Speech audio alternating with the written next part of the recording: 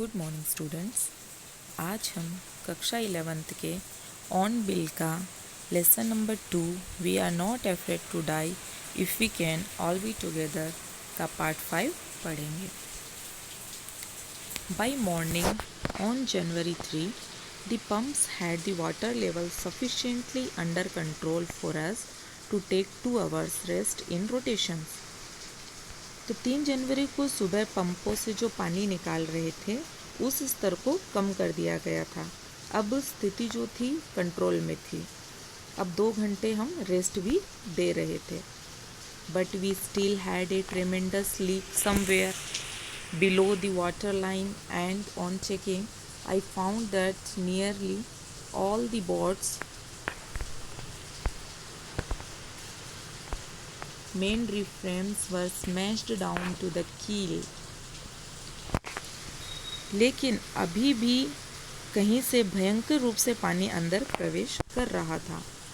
तो जब चेक किया गया तो पाया कि नीचे से पानी आ रहा है, कहीं से पानी अंदर प्रवेश कर रहा था। तो देखने से पता चला कि उसके जो कोई लकड़ी की फ्रेम थी उस शिप की वो टूट चुकी थी। फ्रेम वॉज स्मैश्ड, तो वो फ्रेम टूट चुकी थी। In fact there was nothing holding up a whole section of the starboard hull except a few cupboards partitions. तो शिप में क्या होता है कि पार्टीशन लगे हुए होते हैं, लकड़ी के टुकड़े। तो उसी पार्टीशन में से एक टुकड़ा टूट चुका था। 2 पार्टीशन का टुकड़ा निकलने से उसका जो सहारे से वो बंधा हुआ था, इसलिए वो सहारा टूट चुका था। तो कुछ वो हिस्से यूँ अलमारियों की तरह बढ़ चुके थे, कुछ कपबोर्ड्स की तरह पार्टीशंस मतलब अलमारियों की तरह बढ़ चुके थे।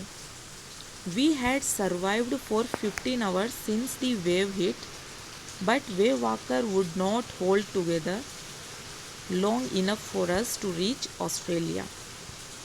वी हैड सर्वाइव्ड मतलब हम लोगों ने तो अपने आप को 15 घंटे तक बचाए रखा है इन लहरों से जो हमें चोट आई है।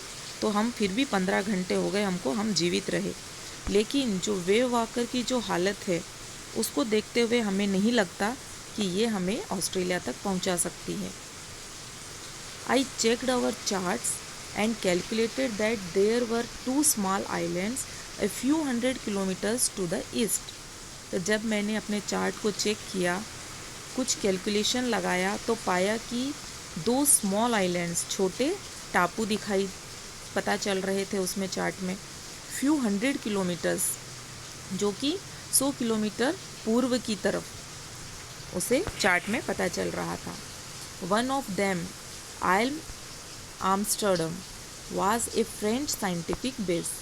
तो एक जो आइलैंड था वो था आइल आर्मस्टर्डम, जो कि फ्रेंच साइंटिफिक, जहाँ पे फ्रांस के वैज्ञानिक अड्डा कहा जाता है उसे, वहाँ के वो फ्रांस के वैज्ञानिक वहाँ पे काम करते थे। तो our only hope was to reach this pin prints in the vast ocean. तो हमारी ये एक ही उम्मीद थी, एक ही होप था कि हमें वहाँ तक पहुँचना है।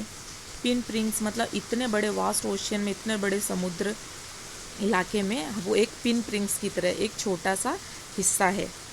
But unless the wind and seas abated so we could hoist sail our chance would be slim indeed।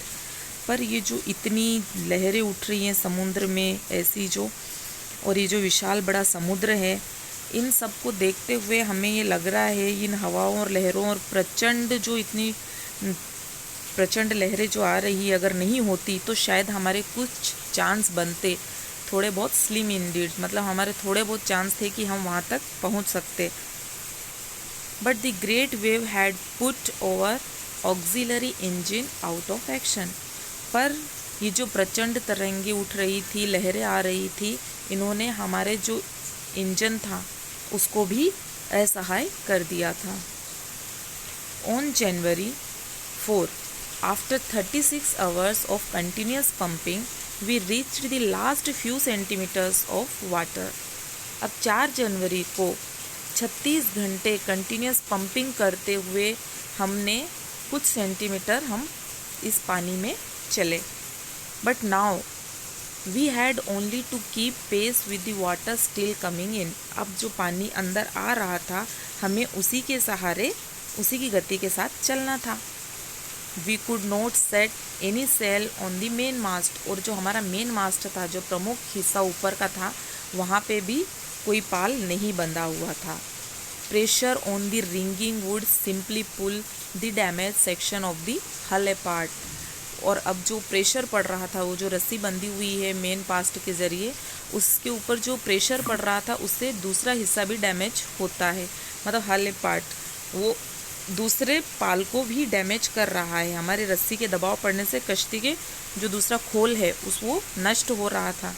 So we hoisted the storm jib, तो फिर हमने क्या करा, एक स्टॉर्म जिप मतलब तूफानी पाल को तान दिया ऊपर। And headed for where I thought the two islands were, ऊपर उसे पाल को लहरा दिया और उस ओर हम लोग चल दिए। I thought the two islands were, हम जहाँ मैंने सोचा था कि इधर 2 आइलैंड्स हैं।